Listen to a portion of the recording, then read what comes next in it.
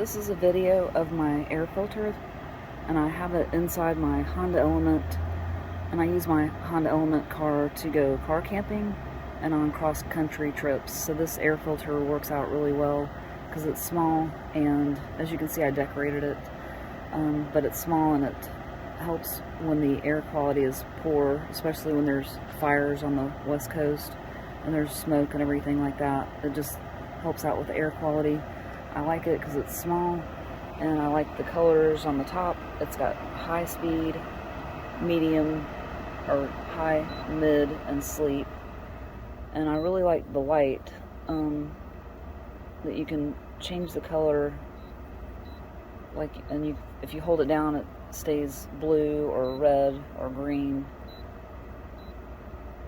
So that's pretty neat. And it's also got a timer, 8 hours, 4 hours, and 2 hours.